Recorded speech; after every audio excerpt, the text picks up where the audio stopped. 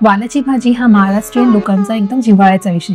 इथे वाल हे 5 ते 6 तास भिजत घालून एक दिवस तसेच ठेवून त्याला मोड आणलेले आहेत। आता आपण तेलामध्ये टाकूया अर्धा चमचा जिरा, अर्धा चमचा राई, पाव चमचा हिंग, 2 ते 3 हिरव्या मिरच्या।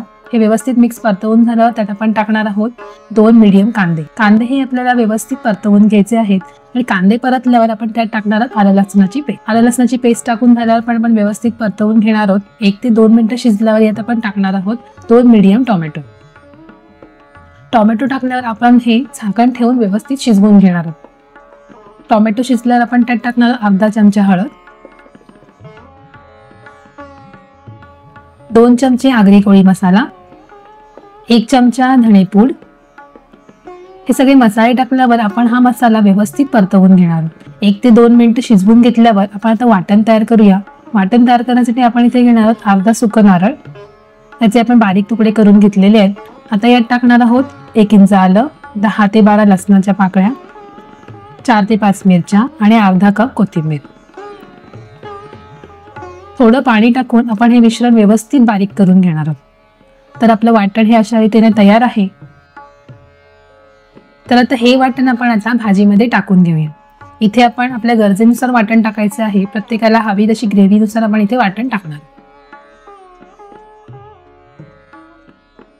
वाटण हे आपल्याला व्यवस्थित परतवून घ्यायचं आहे, जेणेकरून वाटणाचा जो कच्चा वास आहे तो निघून जाईल। तर वाटण आपलं तर व्यवस्थित परतवून झालेलं आहे। तर आपण यात टाकणार आहोत मोड आलेले वाल।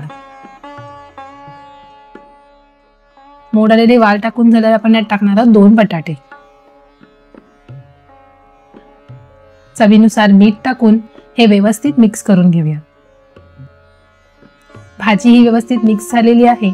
तर यामध्ये थोडं आपण गरजेनुसार पाणी टाकून घेऊया। पाणी टाकून झाल्यावर ही भाजी आपल्याला वाफेवर शिजवायची आहे। याकरता आपण झाकण ठेवूया। झाकण ठेवून झाल्यावर 5 ते 6 मिनिटं आपल्याला झाकण ठेवून ही भाजी शिजवायची आहे। अशा रीतीने वाल शिजलेले आहेत। तर यावर कोथिंबीर टाकून वालाची भाजी सर्व करूया।